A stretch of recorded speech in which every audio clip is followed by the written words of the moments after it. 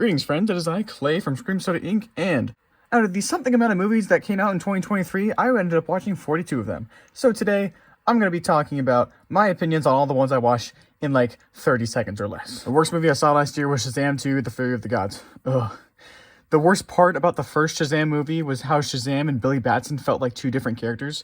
Well, in the sequel, they made it 10 times worse, and Billy Batson was barely in it. Also, it used the song Holding Out for a Hero, and that song's starting to get on my nerves, especially because how many movies used it in 2023? Ant-Man and the Wasp, Quantumania. I don't know, I don't feel like complaining about this movie anymore. It sucks, yeah.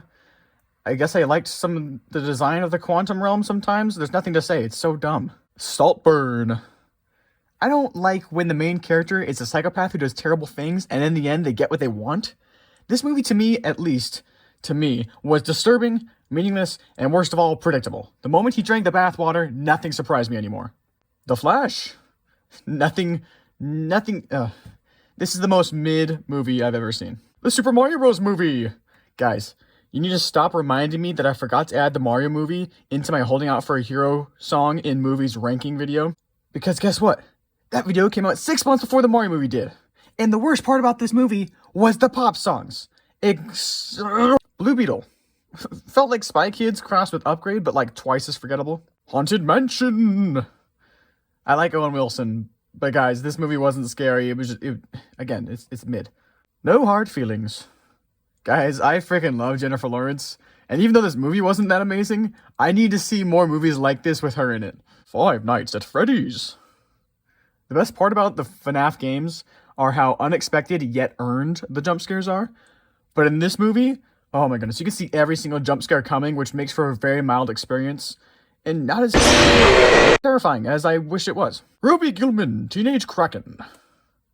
This was the last straw for me when it came to generational trauma in PG animated movies. But honestly, it's pretty good. I had a good time. It's not amazing, but... Leave the world behind, it'll only slow you down. What's that? Need the world to live? Well, it's gonna have to burn! This movie kept me on my toes the whole time, but ultimately it didn't really pay off as well as I hoped it would, which might have been the point. Also, the poster made it seem like there's gonna be a lot more deer. Knock at the Cabin. M. Night Shyamalan has a way of writing George Lucas levels of bad dialogue. But for this movie, Dave Bautista kind of saved it with his delivery. What a guy. Asteroid City! Like with most Wes Anderson movies, the design, the colors, the cinematography, the dialogue, the tone, the message, everything works for me, except the actual story and structure. Tetris. I don't know, guys, I was too busy playing Tetris instead of actually paying attention to this movie, but the music slapped. Even the remix of Holding Out for a Hero they used, amazing. Dumb Money. I just like the stock. Next Goal Wins. This is just discount Ted Lasso. Leo. Every time they started singing, I didn't even have time to be annoyed because they were done after 15 seconds.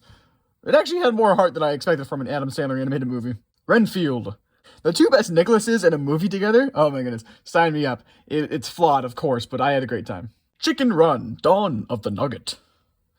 This really feels like a direct-to-DVD sequel, but I saw some behind the scenes, and a girl who watched the movie, like the first movie in the year 2000, she saw it as a kid, and she worked on this one, and I think that's just really cool. Cocaine Bear? Very loosely based on some true events, but in real life, the bear died after like 5 minutes. But damn, Elizabeth Banks can really direct a scene. Also, it's a shame that Kerry Russell barely did anything in this movie because I love her. Gran Turismo. A video game movie, but also a sports movie. And I also think it's really cool that the actual Jan Mardenborough was a stunt driver for this film. That's awesome. Go West. It's like Oregon Trail Monty Python. It's got plenty of issues, but it's so fun seeing these people I grew up watching, like on just sketch comedy, make something actually big together. It was, put a big smile on my face. Missing. It's that one episode of Modern Family, except it's a thriller with multiple plot holes. Wonka. The only reason this movie is good is because of Paul King, not because of the Willy Wonka brand. Stop making movies about this franchise, please. Trolls Band Together. This is easily the best Trolls movie because 1, James Corden isn't in it, and 2, the side characters aren't annoying. Like, they get the exact amount of screen time in order to not be annoying. I love it. Sisu. This movie really showed me how unbreakable the human spirit can be. Elemental. It wasn't really well marketed at all, leading to a very poor opening weekend. But then, everyone realized it was actually pretty good. And then it made a comeback on the box office the next few weeks, which I think is pretty good. Good job, Pixar. The Creator. Guys, this is an underrated movie in my book. I love the design of the world, the tone it was going for, the effects were amazing. And it had a good emotional core to it too.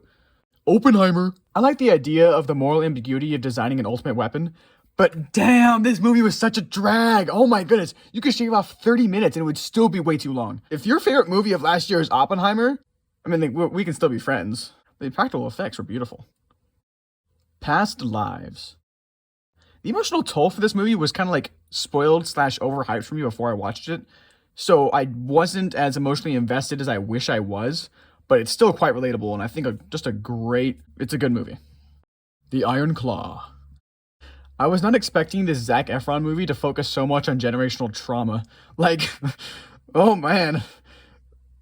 It's crazy that it's based on true events. That's just insane. Hi, Barbie. Probably the movie with the best set design of the year. There's so much to love about this movie. Although I really wish the real world scenes were more realistic. But guys, that scene with the old lady in the end, oh, that really got me. Creed 3. Guys, it's a sports movie that's actually shot in a way that doesn't bore me to death. The Boy and the Heron.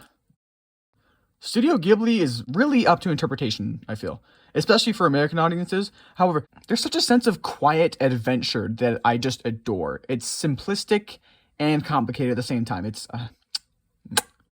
Poor Things. Guys, I lied.